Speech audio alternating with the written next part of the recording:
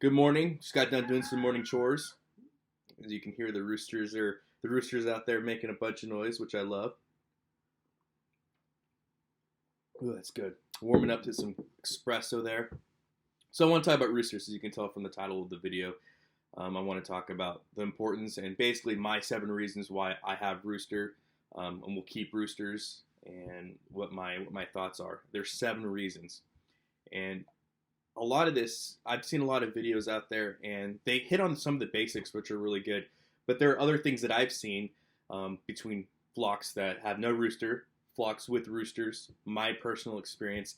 And I just want to kind of put them in the limelight. I want to give you just good common sense and good science and research. I'll let you guys kind of make up your own minds. But the videos I've seen have been good, but I feel like they leave out a lot, and I think it's purposefully done because it's kind of controversial and people don't want to talk about it. But we're going to talk about it here, and you can tell me what your thoughts are. But yes, I'm going to give you my 7 reasons why I think having a rooster is super important, why I'll always keep a rooster with my flock, and then we'll kind of get into the individual things. So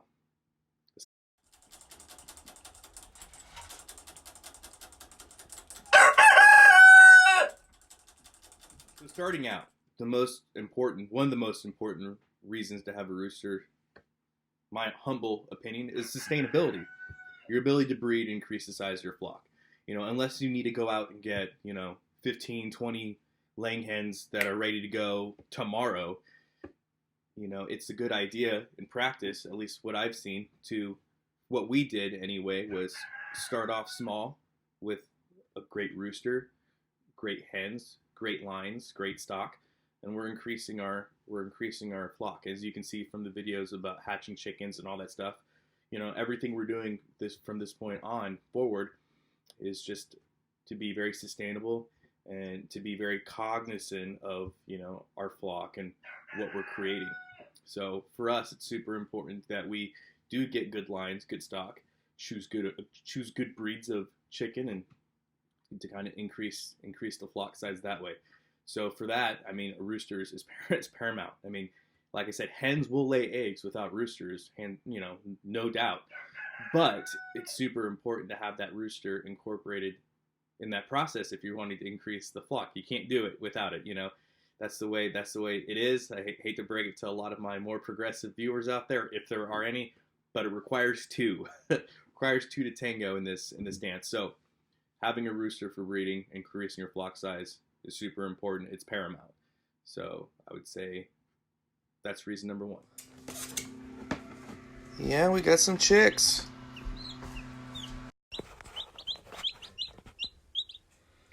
Got 5 in there, 2 more in the incubator still waiting to hatch.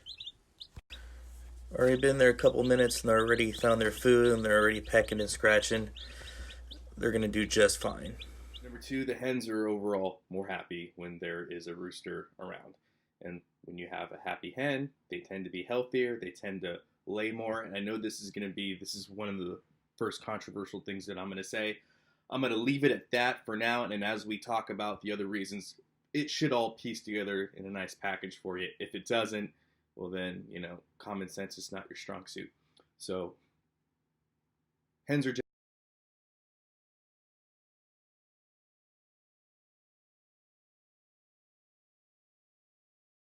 So number 3 is going to be decorum among the flock. And let me be the first one to throw this out here. I have a mixed flock. And by mixed flock, I mean different breeds of egg-laying hens. We have copper dominant, sex link. We have a different variety of egg-laying chickens. We also have khaki Campbells, which are a dual-purpose duck. So they are a meat and egg-laying duck, and they're great. And when you have this kind of mixed flock, having a rooster is even more important. Now with the ducks, I've never seen the ducks pick on each other. I don't know if I just got great ducks, or from what I've read, the khaki Campbells are pretty much a very live and let live kind of poultry, of a breed of poultry. So I've never had a problem with the ducks. They don't pick on each other. They have a good time. The ducks are pretty much, I feel like they're oblivious to most of the stuff that's going on. They just like hanging out, and they like to scratch and eat bugs. That's what they do. Chickens, on the other hand, they are very much about a pecking order. They need a pecking order. Absent of a rooster, you will have the hens that will attack each other mercilessly, depending on the breed. Now, And I've seen a couple of different flocks that don't have that big of an issue because of the breed of chickens they have. But even still, you do see that there is a pecking order, and it's constantly being challenged when you have an all hen flock, from what I've seen and experienced. So, absent a rooster, you're going to have a female hen that's going to rise to the top, and she's going to be, the matriarch of that flock, and she's going to be, the boss.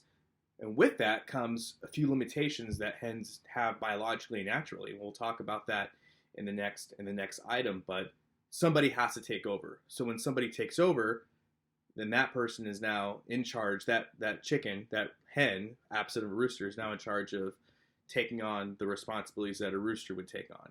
I'm not saying that a strong female hen can't do that, but we'll talk about what some of those limitations are here in a bit. But chickens require hierarchy. They require a pecking order. So with that, if you just have female, hens, they can beat each other up pretty mercilessly. I mean, I've seen it happen firsthand, and so that's why roosters are so good. Roosters will break up fights. When you have a rooster, he's going to break up fights. He's going to keep those hens from fighting each other. He's going to do that. He's going to do that great. He's going to make sure that there is decorum among that flock. So if a hen gets out of line, he's going to let her know, don't do that. So that's what's really good, because if you have these chickens that are constantly beating each other up, that adds unnecessary stress. Ask anybody that's had chickens for long term, can very detrimentally affect their ability to lay. So that kind of goes back to item number 2. But for 3, decorum, super important. And roosters, that's one of their jobs, and they do a damn good job at it.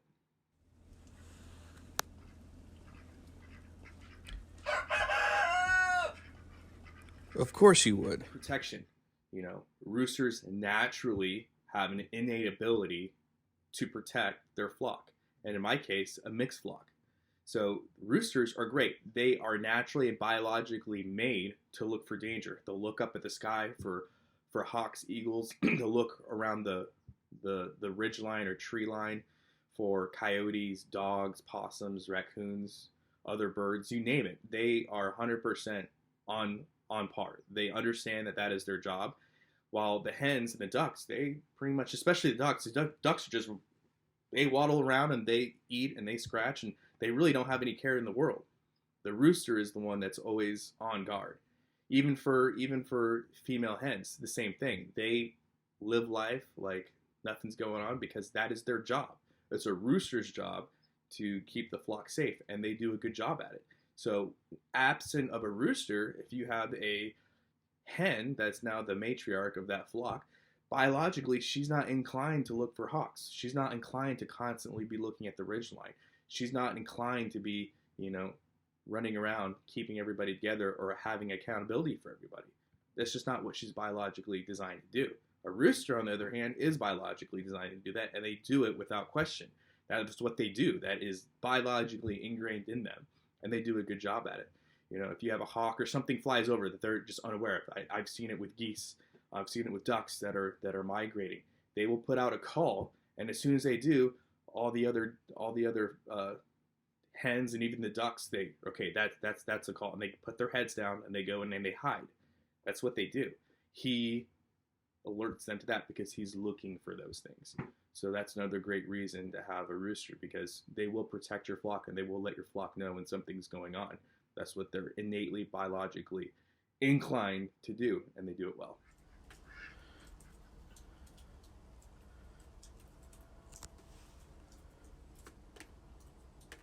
As you can see there, he's watching after the flock, keeping decorum, and let everybody know what's going on. So, number 5, he keeps the flock together. And this is especially important with me having a mixed flock, because, the ducks can be a little bit independent, a little bit adventurous. Some of the hens can be a little adventurous, and he knows where the ducks are and he knows where the hens are at all times. He has great accountability for them, and he will make sure that they stay together. I mean, that's what he does. He does a good job of that. So when it comes to protecting, decorum, keeping the flock together, you can't really do this without, in my opinion, I haven't seen it anyway, you can't really do it all that well without a rooster. My situation may be a little different because I am on property, so my chickens aren't just in a run where they can't go anywhere. My chickens and ducks, my flock free grazes as they please, and they go all over the place, but they go together. And so having a rooster is paramount to ensuring that, safety and decorum, and making sure everybody, gets to where they need to go back and fro without issue. And the rooster is vital and very important to making sure that happens. Would you like to know how to train your chickens and your ducks to follow you and go up in the coop every night? Well, that's what we'll talk about. 6, training. My rooster has my flock trained. Minimum inputs for me. And by minimum, I mean really no inputs for me. That was one of the big concerns I have when we had our flock. We had our flock first starting off. There was a really young flock, and we moved to this property. And I always knew that I wanted my flock to be pasture raised. And so one of the big things I was worried about was, what happens if my roosters and my chickens and my flock decide they're going to go AWOL, right? Because realistically, I have fencing, but it's cattle panel. There's nothing that would keep my flock from walking to the next county. There's no barriers. There's absolutely nothing there. So if they wanted just to get up and go and say, hey, screw millennial, we're out of here, they absolutely could.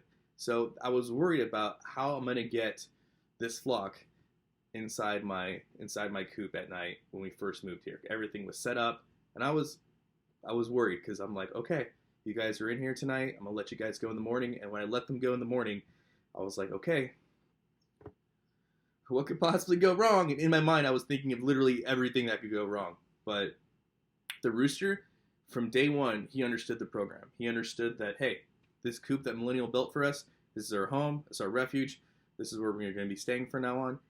And he took care of everything. Biologically, in him, he has 3 jobs. And he does them well. Number 1, he keeps the flock bred, and he keeps them happy. Number 2, his job is to make sure that there's decorum and accountability for the flock. And number 3, he protects the flock at all costs. That is his job, and he does it well.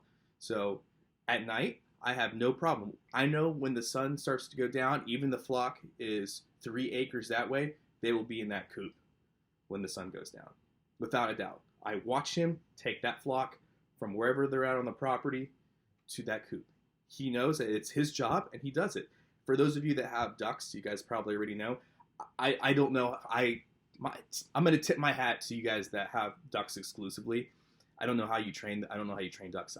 I have khaki Campbells. They're a great dual-purpose meat and egg bird. I don't know how you do it because, you try to corral a khaki Campbell one way, they will instantly go the opposite direction. I don't know if it's just they haven't been domesticated as long as chickens have, but they just don't get it. They're great. I love them. They're great to hang out with. They pretty much like to be fed, like to forage, and when you spray them with the hose. I mean, that's like their favorite thing in the world. If you spray them with the hose and they can run around and eat food, you got the happiest duck in the world. But trying to get a duck to go anywhere, I don't know how you guys train it. I mean, that must be hours and hours of training. I didn't have to worry about that because the ducks follow the chickens everywhere they go. And I have a type A personality rooster that makes sure the job gets done. Even when there's a hen, because we have one side of the coop that's chicken wire, sometimes the chicken will try to jump through because, they see that the inside of the coop is right there and they can't get through. That rooster will come on out, escort her inside the chicken coop through the opening. No problems. The ducks follow the chickens into the coop. They literally are trained. This rooster has everybody trained and at full accountability. I have no problem. I know, and maybe I should be more concerned, but I know at night when the sun's going down, like I said, even if I see my flock 3 acres that way, I know by the time I go out there, they'll all be in the coop because that rooster will make sure they're in the coop. So, if that's not a good enough reason to have a rooster, I don't know what is. So, like I said, there's nothing keeping my flock from just deciding one day that they're just going to leave. I mean, realistically, if they wanted to leave, there's nothing stopping them. But that rooster has accountability for that flock, and he makes sure that they go to and fro, and he does it without any inputs from me. He just knows what the deal is. Me and him are synchronized on the same schedule, and that's that. So, number 6, rooster keeps your flock trained. So number 7 is going to be the most controversial thing I say. Fertilized eggs are more nutrient dense than unfertilized eggs. Now, if you take that at face value and you go and you Google it, you're going to be sent to a bunch of different articles, some from Backyard Hens, Cosmopolitan, pretty much any home garden article link that you can think of that has anything to do with poultry or chickens or backyard flocks is going to have this as like categorized as a myth, or they're going to say that there's some information that refutes it. And when I first looked into it, I was always told that fertilized eggs were more nutrient dense. Having never looked at the information, wise tale, right? And then I started looking at the information that was presented online, and everyone says that there's news articles and there's these journal pieces that state that there's no difference. In some articles, they say that fertilized eggs have less nutrition, and they say they're science, but I've never seen those science and never seen those journal pieces. So if you guys could show me those journal pieces, if you guys know of any, link them below. But the articles that I found from accredited, sites, accredited journal pieces state the opposite, and I believe it, because if we look at it realistically, take fodder for example, or take any seed. Once it germinates and starts to grow, it's more nutrient dense. Why do farmers and why do homesteaders and why do people in general feed fodder? It's okay, I'll wait. You know what I mean? Because it's more nutrient dense. So one of the articles, and I'm going to post two below, states that protein white spots were identified showing more than tenfold difference in abundance between fresh, unfertilized, and fertilized egg whites. 6 of these protein spots represented higher intensity in fertilized eggs through 2DE analysis. There's another one that says that between day 0 and day 8 in the embryonic stage that there are significant changes in egg white protein, which for all intents and purposes makes sense. Scientifically it makes sense, common sense it makes sense. It's growing, it's developing, it's going to have more protein content in it. So to me that makes sense. Now I understand that everybody kind of has their own opinion on it, but that's the science I have. So like I said, if you have science that states otherwise, please post it in the comment section below, send me a link. I'm more than willing to have my mind change. I'm more than willing to look at the science, but that's what the science tells me. And so you may ask, well, why does it matter? And I'm not saying that there's a significant difference. I probably believe that there's probably not a very huge significant difference. But with that being said, this is why it matters. First of all, chicken eggs, or just eggs in general, have a biological value of 100%. Biological value means it's a scientific way of saying the absorption rate of protein for any food source. So eggs have a 100% biological value. They are considered the gold standard of protein absorption. Steak, beef, for example, has a biological value of 79%. Corn has a biological value of anywhere between 50 to 54%.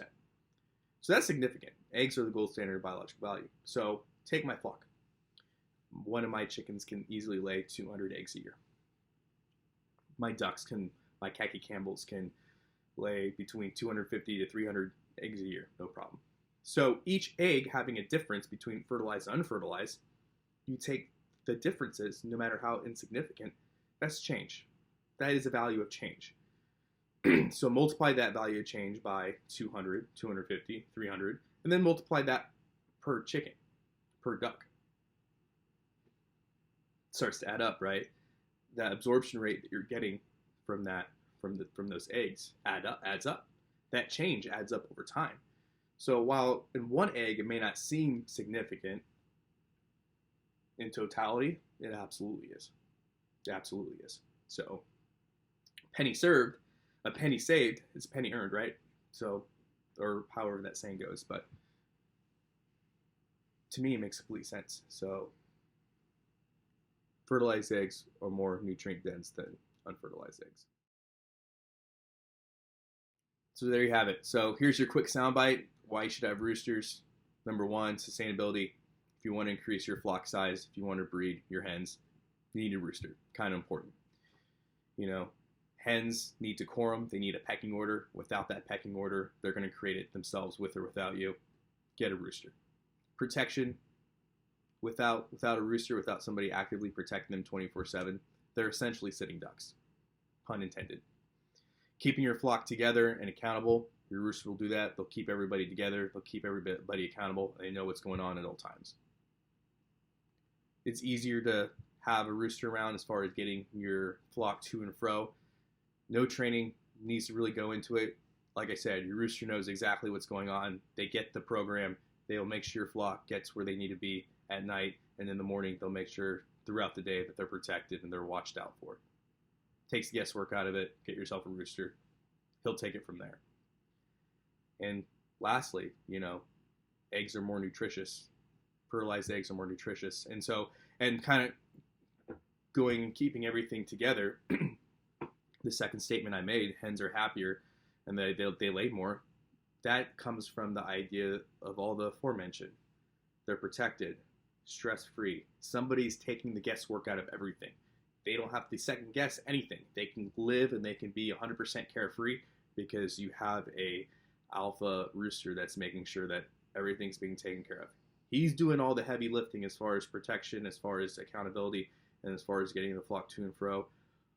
All they have to do is scratch and be chickens. He takes care of the rest. So yes, hens are happier when there's a rooster around. So there you have it. Hope you liked the video. If you have any comments, leave them in the comment section below. If you have any questions for me, leave them in the comment section below. If you have any additional research or information you want me to take a look at, please leave them in the comment section below. And as always, guys, long live the Republic. Hey, buddy, is there anything else you want to tell the great people of YouTube? This is your shot. Anything?